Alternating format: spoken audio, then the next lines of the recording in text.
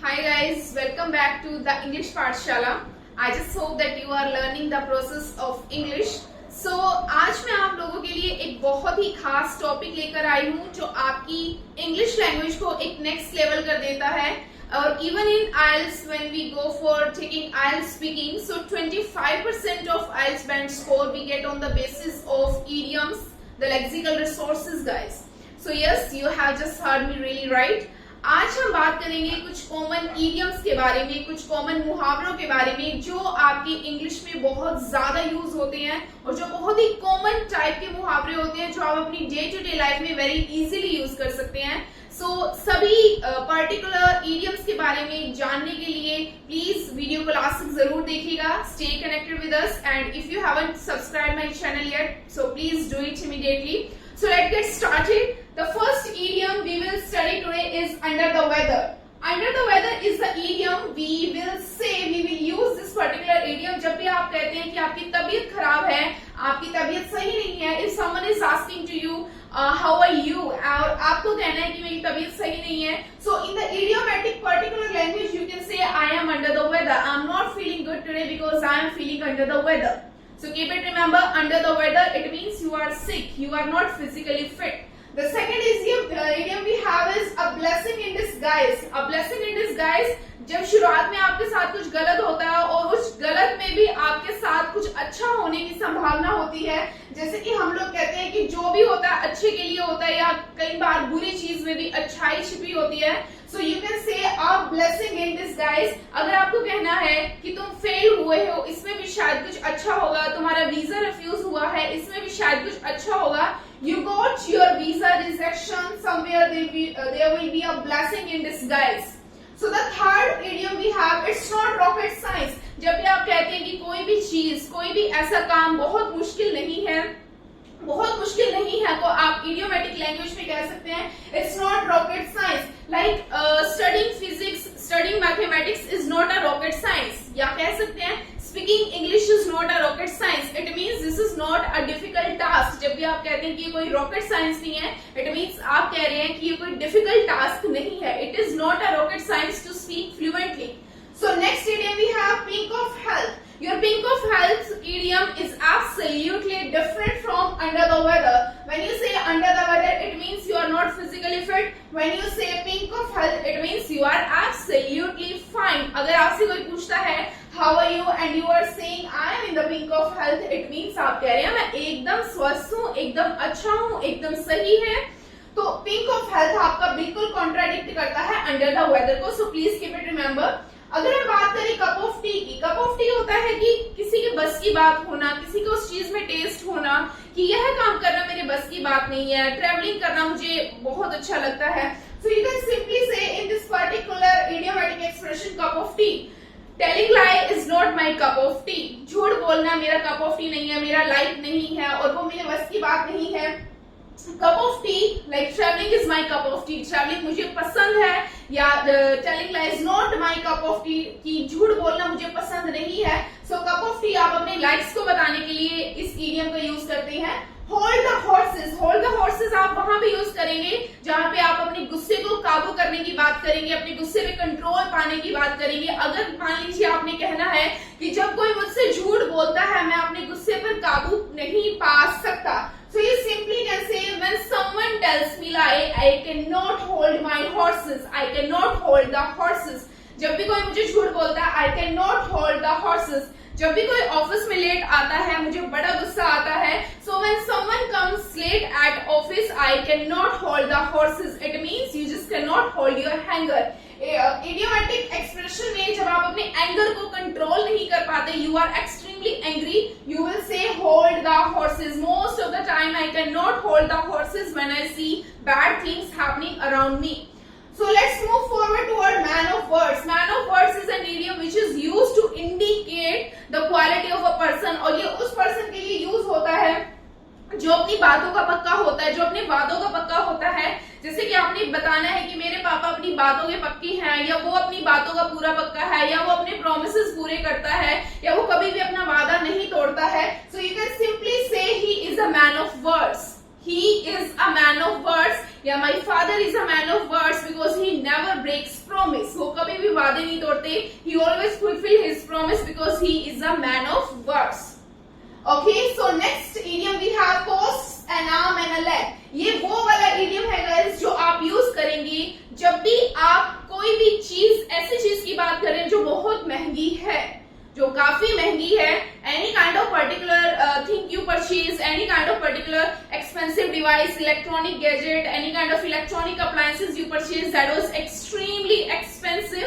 सो ये जो extremely expensive है इसको आप इडियोमैटिक एक्सप्रेशन में कह सकते हैं. For example if I take कि मैंने वो चीज खरीदी, मैंने ये घड़ी खरीदी जो बहुत ही महंगी है. So I purchase this watch that costs me an arm and a leg. That costs me an arm and a leg. It means this is really expensive. So next idiom we have white elephant. White elephant आपका again वहां पे use होगा जो चीज आपके लिए बहुत महंगी हो, उसको मेंटेन करके रखना, उसकी सर्विस करवाना, उसको टाइम से पर्टिकुलर जो चीज चाहिए वो चीज प्रोवाइड करवाना. It means that particular thing on which you have to spend money timely, that is called white elephant. Like you have purchased your iPhone 14, you have purchased any kind of automobile, any kind of vehicle, you have to just maintain the particular situation of this particular device, expensive device. वो आपको खर्चा बहुत करवाती है, आपको बहुत ज्यादा ध्यान रखना पड़ता है, मेंटेनेंस में बहुत पैसे लगते हैं. इट मीन्स जो चीज आपका बहुत खर्चा करवा रही है that is called white elephant. कि वो चीज white elephant है, बहुत पैसा आपको उस पर खर्च करना पड़ता है.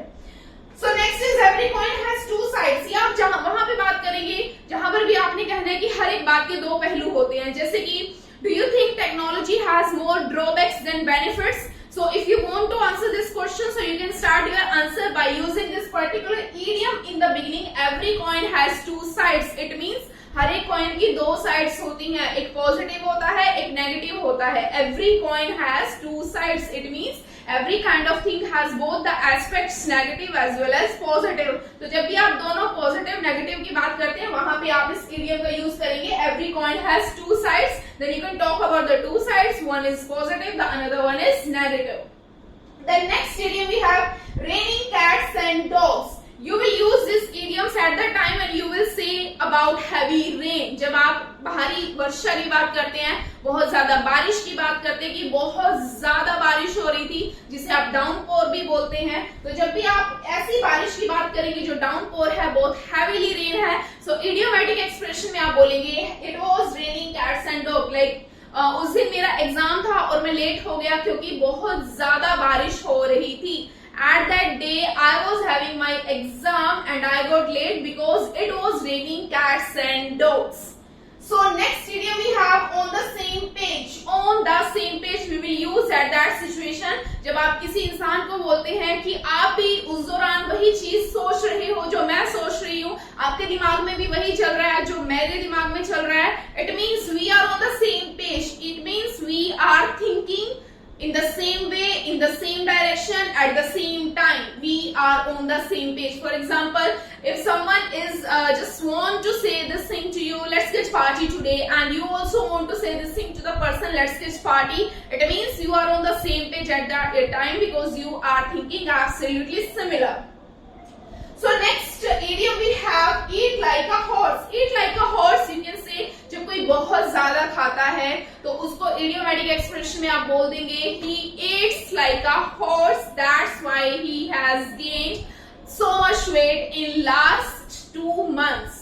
He eats like a horse. Horse यहाँ पे आप किसी और एनिमल का नाम बिल्कुल भी नहीं लेंगे कि आपने किसी और एनिमल का नाम ले दिया, वो आपका इडियम एकदम गलत हो जाएगा. इडियम्स आपके रेडीमेड होते हैं, आप उसमें कोई चेंजेस नहीं करते. अगर आपको इडियम नहीं आते, if you have any kind of confusion, तो आप उस दौरान उसको स्किप कीजिए, आप उसको यूज ही मत कीजिए. But if you are going to use it, so please use it appropriately and exactly. Do not do any kind of changes by yourself. Eat like a horse, it means when someone eats excessively, जब कोई बहुत ज्यादा खाता है. So next idiom we have kid in a candy store. Kid in a candy store is one of my favorite idioms. This we use at that place जब आप बात करते हैं ओवर एक्साइटमेंट की, कि उस दौरान उस समय मैं बहुत ज्यादा एक्साइटेड था. यानी कि फॉर एग्जाम्पल जिस दिन मेरा ग्रेजुएशन का रिजल्ट आया मैं बहुत ज्यादा एक्साइटेड था. I was like a kid in a candy store on the day when my result got declared. या जिस दिन हमें शिमला जाना था, मैं एक छोटे बच्चे की तरह बहुत ज्यादा एक्साइटेड था. So when we planned to go to Shimla on that day, I was like a kid in a candy store. So I was like a kid in a candy store. You are like a kid in a candy store. He was like a kid in a candy store. It means a kid in a candy store. एक बच्चा एक candy store के अंदर, एक candy store के अंदर बच्चा कितना ज्यादा एक्साइटेड होता है. खाने पीने की बहुत सारे स्नैक्स, बहुत सारी चीजों को आसपास देखता है, वो और ज्यादा एक्साइटेड होता है. That's why ये इडियम इस तरीके से बना है. I was like a kid in a candy store when I saw him. जब मैंने उसे देखा तो मैं बहुत एक्साइटेड हुआ. So next idiom we have beat around the bush. Beat around the bush it means जब कोई बिल्कुल एग्जैक्ट टू द पॉइंट बात ना करके, जब कोई आलतू फालतू की बातें करता है, इधर उधर की बातें करता है, पूरे टॉपिक की बात नहीं करता, जो एग्जैक्ट उसे बात करनी है उस बारे में बात ना करके इधर उधर की बातें बोलना, तब आप इस पर्टिकुलर इडियम का यूज करते हैं. फॉर एग्जाम्पल, अगर आपको किसी को कहना है इधर उधर की बातें मत करो, मुझे सीधा बात बताओ क्या है, सो आप उसमें इस इडियम का यूज करेंगे. Stop beating around the bush, please come to the point. Stop beating around the bush, please come to the point. कि इधर उधर की बातें मत करो. Stop beating around the bush, please come to the point. Next is round the clock. Round the clock it means, आपको पता है घड़ी राउंड होती है. Round the clock it means 12 to 12. 12 to 12 आपका पूरा कितना घंटा बनता है? पूरा आपका 12 घंटे. 12 to 12 it means round the clock का मतलब है पूरे 12 घंटे काम करना. तो जब भी आप कहते हैं कि आजकल वो दिन रात मेहनत कर रहा है, आजकल वो दिन रात मेहनत कर रहा है, it means in idiomatic expression you can से these days he is working round the clock. जहां से क्लॉक शुरू हो रही है वहां पे क्लॉक खत्म हो रही है और वो उतना ही काम कर रहा है. It means during his examination days he works round the clock. वो काम करता है round the clock. It means वो बहुत हार्ड वर्क करता है. Piece of cake. Piece of cake आपका वहां पे यूज होगा जब आप बोलते हैं कि ये टास्क बहुत ही ज्यादा इजी है. जैसे कि मेरे लिए इंग्लिश बोलना बहुत आसान काम है. Speaking English is like a piece of cake for me. कुछ भी, कोई भी आपका पर्टिकुलर, फिजिक्स मेरे लिए बहुत आसान काम है. So studying physics is like a piece of cake for me. Cooking is like a piece of cake for me. Doing a wonderful photography is like a piece of cake for me. और piece of cake के जैसा एक word और है cake walk. Cake walk भी आप कह सकते हैं. केक वॉक और पीस ऑफ केक का जो आपका एग्जैक्ट मीनिंग होता है वो होता है easy task. If you are saying doing editing, doing photography, doing driving is like a cake work for me. So piece of cake, easy task. Next is burnt midnight oil. Burnt midnight oil ये नाम से clear होता है जब कोई रात को मेहनत करता है, रातों को जागकर मेहनत करना, उसमें आप इडियोमैटिक एक्सप्रेशन में you can use this particular idiom and you can से ही बर्न्ड. देखो पहले मैं हिंदी में बताती हूँ कि उसने रातों को जाकर बहुत ज्यादा मेहनत करी है, इसलिए उसके इतना अच्छा स्कोर आया है. सो आप इसको कैसे बोलेंगे? He burned midnight oil, that's why he got such a wonderful result. He burned midnight oil on this project, that's why he got positive consequences. उसने burned midnight oil, उसने रातों को मेहनत करी है. ये आपके extreme hard work का इंडिकेशन होता है, this particular idiomatic expression. The next is comparison of apples and oranges. You will use this particular idiom where you will do the comparison of two things where the two things have the same significance. The दोनों चीजों की significance, उनकी महत्व, उनका importance same होता है guys, तब आप इस चीज को यूज करते हैं. फॉर एग्जाम्पल, अगर कोई आपसे पूछता है who is more important to you, your friends और family members, then you can say it's like a comparison of apples and oranges, both has the same significance in my life. Choosing one of them is really a hard call for me. Hard call भी यहाँ पर आपका एक idiom है जो आपका difficult task के लिए यूज किया जाता है. It's like a hard call for me choosing any one of them. याद रखना अपनी comparison of apples and oranges, और ध्यान रखना apples and oranges ही होना चाहिए. यहाँ पे आप किसी और फ्रूट का नाम नहीं कर देंगे. apples ही रहेगा, oranges ही रहेगा. Comparison of apples and oranges, it means when both kind of things have the same significance, दोनों की सेम महत्वता हो, दोनों का सेम इंपॉर्टेंस हो. Choosing one of them is like a hard call for मी. आपके लिए मुश्किल काम हो, हार्ड कॉल फॉर यू. तो ये सब क्या है, ये सब आपका डिनोट करता है सेम टाइप के सिग्निफिकेंस को। तो जब भी आप फ्यूचर में बात करेंगे कि दोनों एक जैसे हैं, दोनों एक बराबर हैं, दोनों का अपना महत्व है, so you will simply say it's like a comparison of apples and oranges for me to choose any kind of one thing between these. Next is pull someone's leg. Pull someone's leg जब आप किसी का मजाक उड़ाते हैं, जब आप किसी की हंसी लगाते हैं, जब आप किसी का मजाक बनाते हैं, that is called pull someone's leg. अब जैसे हमें किसी का मजाक नहीं बनाना चाहिए जब तक हमारा उनके साथ बहुत अच्छा रिलेशनशिप ना हो, जब तक हमारी उनके साथ बहुत अच्छी बॉन्डिंग ना हो, हमें उनका मजाक नहीं उड़ाना चाहिए। So we should not pull someone's leg unless we do not have a great bonding or great relationship with anyone. We should not pull someone's leg if we do not have transparency in our relationship and good mutual understanding. जब तक अच्छी understanding ना हो, good transparency ना हो, हमें किसी की भी लेग पुल नहीं करनी चाहिए, उनका मजाक नहीं बनाना चाहिए। Please stop pulling his leg, please stop pulling his leg, उसका मजाक बनाना बंद कीजिए। So this is called pull someone's leg, किसी का मजाक बनाना। The next idiom is stones throw distance। ये नाम से ही क्लियर है, stones throw distance, throw फेंकना, distance एक दूरी, stone एक पत्थर। It means जितनी दूर आप एक पत्थर फेंक सकते हैं, आपको पता है पत्थर आप ज्यादा दूर तक नहीं फेंक सकते, तो ये वाला इडियम आपका यूज होगा उन जगह पे जहां पे आप बताते हो कि डिस्टेंस कम है, डिस्टेंस बहुत ही कम है, कि डिस्टेंस इतना कम है कि अगर आप पत्थर भी फेंकते हैं तो वो पत्थर भी सिर्फ वहां तक ही पहुंच पाता है। जैसे कि आपने कहना है कि उसका घर मेरे घर के काफी पास है, या उसका घर मेरे घर से ज्यादा दूर नहीं है, या मेरे घर के पास ही मेरा स्कूल है।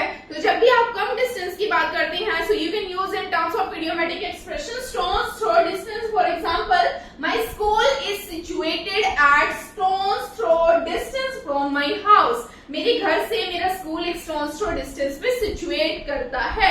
या फिर my best friend house is situated at stone's throw distance from my house. जितनी दूर आप स्टोन को थ्रो कर सकते हो उतनी ही दूर उसका घर है, इट मीन्स उसका घर काफी पास है।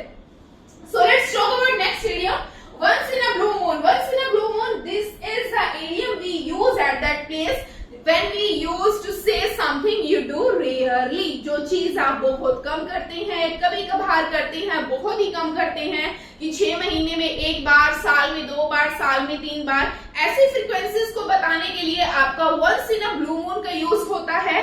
जैसे कि मैं कभी कभार पार्टी करता हूँ, so I go for party once in a blue moon. कभी कभार, मैं कभी कभार सिनेमा में मूवी देखने जाता हूँ, so I go for watching movie in cinema once in a blue moon. या फिर कुछ भी, मैं बहुत ही कम क्लासेस बंक करता हूँ, I bunk my classes once in a blue moon, it means कभी कभार। The next idiom we have is don't judge a book by its cover।